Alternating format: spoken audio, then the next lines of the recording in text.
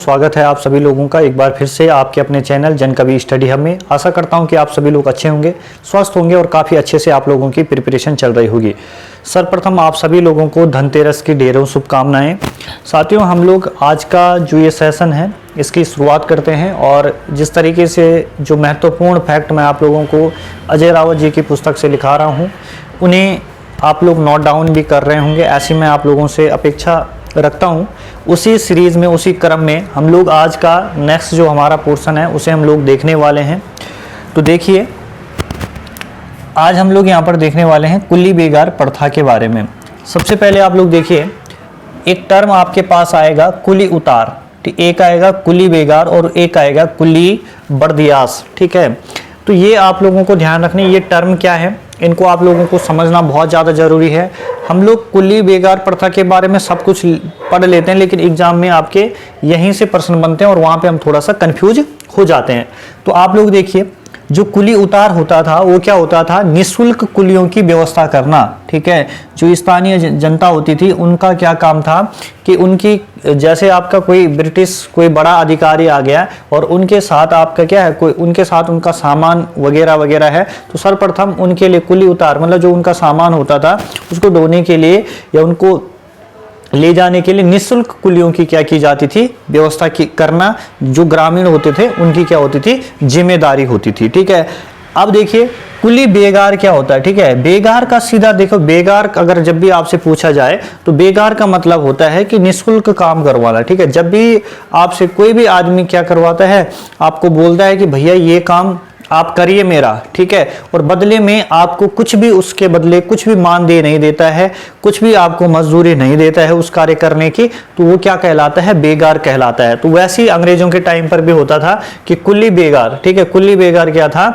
देखिए निःशुल्क कार्य करवाते थे। ठीक है, और निःशुल्क कार्य आपके किस तरीके से कराते थे कि कुछ भी अगर अंग्रेजी लोगों का कुछ सामान आ रहा है, अंग्रेज अधिकारियों को एक जगह से दूसरी जगह आपका यात्रा करनी है, तो उनके साथ जो भी सामान है, उनके परिवार का जो भी सामान है, तो वो किसको ढोना पड़ता था, हमारे उत्तराखंडी भाई बहनों को ढोना पड़ता था। ठीक है, दूसरी बात, अब देखो जो ये कुली बेगार, अगर आप लोग आज के जमाने में देखिए और अगर आज कोई भी सरकारी आदमी आपको बोले कि हमारा क्या करे, आप ये सामान एक जगह से दूसरी जगह तक पहुंचा दीजिए, तो ये काम क्या था, कहीं ना कहीं आपका क्या था, मान प्रतिष्ठा के खिलाफ भी ये कार्य था। ठीक है, तो आप लोगों को ध्यान रखना है कि कुली बेगार ये आपका हो गया। अब तीसरा टर्म आता है कुली बर्दियास। क्या था, तो कुली बर्दियास आपको लोगों को ध्यान रखना है, निःशुल्क राशन देना। ठीक है, निःशुल्क राशन देना।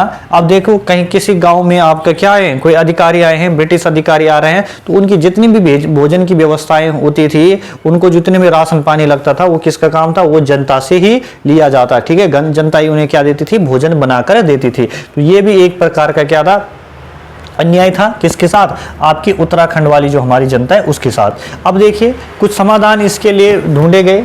अब देखिए क्या है, जैसे आपका खच्चर सेना, खच्चर सेना आपसे पूछा जाएगा कि खच्चर सेना की स्थापना किसने की थी, तो ये आपका ट्रेल करता है इसकी व्यवस्था 1822 में। कब करता है, 1822 के अंदर कौन करते हैं, आपके ट्रेल महोदय करते हैं।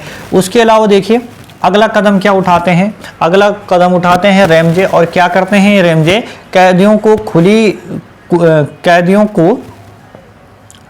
कुली के काम, खुली मत करना इसको, कैदियों को कुली के काम में लगवाए। ठीक है, तो आपसे कभी प्रश्न बने कि वो कौन सा कमिश्नर था, वो कुमाऊं का कौन सा कमिश्नर था जिसने कैदियों को कुली के कार्य के लिए नियुक्त किया। ठीक है, कुली के कार्य के लिए किसको लगाया, कैदियों को लगाया, तो आपको ध्यान रखना है रेमजे। ठीक है, कब किया था इसने ऐसा, 1857 में। क्लियर हो गई बात। उसके अलावा देखिए आपको पता है कि लॉर्ड कर्जन, ठीक है, लॉर्ड कर्जन क्या रहे हैं, भारत के वाइसराय रहे हैं। तो लॉर्ड कर्जन को कुली प्रथा की जानकारी किसने दी, ठीक है, आपको बताना है कि आपसे अगर कभी प्रश्न पूछा जाए, बहुत इंपॉर्टेंट प्रश्न है, बन सकता है कभी एग्जाम में, कि लॉर्ड कर्जन को कुली प्रथा की जानकारी किसने दी थी, तो उस शख्स का नाम था गौरीदत्त बिष्ट। ठीक है, गौरीदत्त बिष्ट ने बताया था कि भैया जो आपके अधिकारी हैं, ब्रिटिश अधिकारी हैं, ये लोग क्या करवाते हैं, लोगों से कार्य करवाते हैं इस तरीके से जो कि जनता के जनता के मान प्रतिष्ठा के खिलाफ है, आप इस चीज को रोकिए। तो ऐसी जानकारी गौरी दत्त बिष्ट के द्वारा लॉर्ड कर्जन को दी जाती है, ठीक है। तो ये आपके लिए बहुत महत्वपूर्ण प्रश्न हो जाता है, स्टार आप लोग इस पे लगा लेना। उसके बाद देखिए कुली एजेंसी की स्थापना, बहुत महत्वपूर्ण प्रश्न है। कुली एजेंसी की जो स्थापना होती है 1908 में होती है, ठीक है। कब होती है? 1908 में होती है कुली एजेंसी की स्थापना। और अगर आपसे पूछा जाएगा कि समाप्त कब होती है, तो समाप्त ये आपका 1923 में हो जाती है, ठीक है। 1923 के अंदर आपकी ये जो कुली एजेंसी है ये इसको समाप्त कर दिया जाता है। अब इसके अलावा इससे जो प्रश्न पूछे जाएंगे वो आपके इनके सचिवों से रिलेटेड पूछे जाएंगे कि भैया आप ये बताइए कि जो कुली एजेंसी बनी थी उसके पहले सचिव कौन थे, ठीक है, उसके सेकंड सचिव कौन थे, उसके थर्ड सचिव कौन थे। तो आपको ध्यान रखना जो पहले सचिव है वो कौन है? जो सिंह नेगी हैं, ठीक है। प्रथम सचिव पूछा जाएगा जो सिंह नेगी। दूसरा है आपके कौन? तारादत्त गैरोला। और तीसरा है आपकी सालिग्राम सिंह, ठीक है, सालिग्राम सिंह। तो आप लोगों को ध्यान कैसे इनको याद रखना, इनके सचिवों को क्रम आप लोगों को याद रखना। एक ट्रिक आप लोग यहां पर लिख लोगे JTS, ठीक है, JTS। JTS इस शब्द को आप लोग बार बार बोलोगे, ठीक है, JTS। JTS आप लोग देखो कुली कौन है?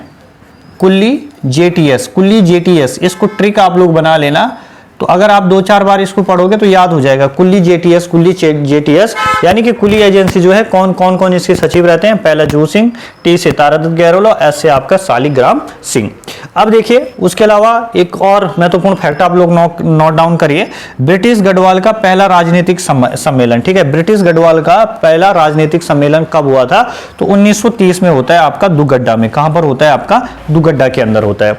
तो इतनी जानकारी आपको मैंने बता दी है, ठीक है। अब देखिए एक ये प्रश्न आप लोग पहली बार इससे इंट्रोड्यूस हो रहे होंगे आप लोग, और बहुत इंपॉर्टेंट है ये, ठीक है। इस फैक्ट को आराम से पढ़िए आप लोग। मदन मोहन मालवीय ऐसे राष्ट्रीय नेता थे, देखिए क्या बोल रहा हूं मैं, मदन मोहन मालवीय ऐसे राष्ट्रीय नेता थे जिन्होंने कुली बेगार प्रथा को समाप्त करने का निर्णय लिया था, ठीक है, समाप्त करने का निर्णय किया था। तो आपको ध्यान रखना है कि कौन ऐसे नेता हुए जिन्होंने आपका कुली बेगार प्रथा को समाप्त करने का निर्णय किया था राष्ट्रीय लेवल पे। तो आपको ध्यान रखना है मदन मोहन मालवीय, वो इसी के लिए इन्होंने आह्वान भी किया था। इसके लिए इन्होंने 1917 में तमाम जो देश की जनता थी उससे क्या किया था? आह्वान किया। तो आपको मदन मोहन मालवीय जी का नाम भी पढ़ लेना है, थोड़ा सा याद रखना, बहुत इंपॉर्टेंट है, 100% का ये प्रश्न है, आप लोग इस पे जरूर ध्यान दें। उसके अलावा आप लोगों को कुली बेगार के खिलाफ आंदोलन, ठीक है, बहुत पहले से होता है। शुरुआत इसकी आपका अल्मोड़ा के क्वाड़ी गांव है वहां से हो जाती है, लेकिन जो आपको ध्यान रखना है जो बहुत बड़े स्तर पे जो आंदोलन होता है वो आपका 13 जनवरी 1921 को होता है, और लगभग 40,000, ठीक है, प्रदर्शनकारी इस आंदोलन में शामिल हुए रहते हैं, जिसका नेतृत्व आपके कौन कर रहे होते हैं? BD पांडे, ठीक है, ये आपका इसका नेतृत्व कर रहे होते हैं। आपके हरगोविंद पंत हो गए, तो बहुत बड़े बड़े नेता जो उत्तराखंड के कुमाऊं के बड़े बड़े नेता थे उस टाइम पे, वो आपका इसका नेतृत्व कर रहे होते हैं। 13 जनवरी 1921 की ये बात रहती है भैया। तो आपको ध्यान रखना है कि तत्कालीन आपको ध्यान रखना नेतृत्व BD पांडे। अब देखिए उस टाइम पे कुमाऊं का कमिश्नर, आपसे पूछा जाएगा कुमाऊं कमिश्नर कौन था, तो वो P विडम था। कौन था उस टाइम पे? P विडम था, जिसको पर्सी विडम भी आप कहते हैं। उसके अलावा देखिए तत्कालीन डिप्टी कमिश्नर कौन था? वहां का डायबिल था। और इसी डायबिल ने क्या किया था? जो 40,000 लोग थे उन पे गोली चलाने के आदेश दिए थे, ठीक है, कि आप क्या कर रहे हैं कि गोली चलाइए भैया, ठीक है, इन गोली चलाई। लेकिन अंग्रेज इतने ज्यादा संख्या में लोग थे कि अंग्रेजों की हिम्मत नहीं हुई गोली चलाने की, ठीक है। तो क्योंकि BD पांडे का भी आप वहां पे स्टेटमेंट देखने को मिलता है कि आप कितने लोगों को मारेंगे, ठीक है, इस तरीके से बोलता है, हम चट्टान के तरीके से यहाँ पर खड़े हैं। तो BD पांडे, तो BD पांडे की बहुत जबरदस्त स्पीच वहां पर रहती है, और इस दहाड़ से मतलब अंग्रेज थोड़ा सा डर जाते हैं, वो सोचते हैं वाकई यार इतने सारे लोग हैं, किन किन को मारेंगे, ठीक है। तो आप लोगों को ध्यान रखना, ये डायबिल का जो नाम है ये बहुत इंपॉर्टेंट हो जाता है आप लोगों के लिए। उसके अलावा देखिए गांधी जी की कुमाऊं यात्रा, आपसे पूछा जाएगा कि गांधी जी टोटल कुमाऊं में कितने दिन रहे थे, तो 12 दिन हो रहे थे, रुके थे आपके कोसानी में, ठीक है। और कब आए थे? 14 जून से 2 जुलाई 1929 तक की उनकी क्या रही थी भैया? आपका यहाँ पर यात्रा रही थी। उसके अलावा गढ़वाल यात्रा की हम बात करते हैं तो 16 से 24 अक्टूबर तक की ये यहाँ पर रहती थी।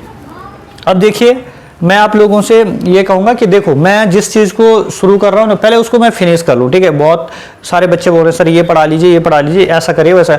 मैं एक बार अजय रावत जितने 2-4 मुश्किल से 2-4 क्लास होगी, जो भी महत्वपूर्ण तथ्य होंगे वो मैं आप लोगों को यहाँ पर बताने वाला हूँ, ठीक है। उसके अलावा मैं आपको बता दूं कि अब हम क्या करने वाले हैं भैया कि जब हमारी ये क्लास हो जाएगी तो उसके बाद हम लोग बढ़ेंगे परीक्षावाणी की तरफ। ठीक है, अगर आप लोग बताएंगे कि जो परीक्षावाणी है वो सीरीज चलानी है या कुछ और चलाना है, या हम लोग देखेंगे जो आपका महत्वपूर्ण टॉपिक होंगे। ठीक है, ज़्यादा जो संभावनाएं हैं वो इसी चीज़ की रहेगी कि मैं आप लोगों को महत्वपूर्ण टॉपिक, जब अजय रावत जी की जो किताब है वो समाप्त हो जाती है तो बिल्कुल सीक्वेंस से मैं आप लोगों को पढ़ाऊँ। ठीक है, ये मैं इसलिए करा रहा हूँ क्योंकि ये इंपॉर्टेंट फैक्ट हैं जो आप लोगों को एक्स्ट्रा मैं देना चाह रहा हूँ, पहले जो आपके एग्जाम पॉइंट ऑफ व्यू से रहें। ठीक है, अब मैं उसके बाद में क्या सोच रहा हूँ, जैसे नदियां वाले चैप्टर हो गए, बांध, नेशनल पार्क, जो इंडिविजुअल जहां से प्रश्न आते हैं उनको मैं पूरी बारीकी से आप शो कराऊं, लगभग 30-40 टॉपिक जितने भी होंगे। ठीक है, उनको बहुत बढ़िया से आप लोगों को कराऊं और आप लोग बहुत अच्छे नंबर जो है अपने एग्जाम में लाए।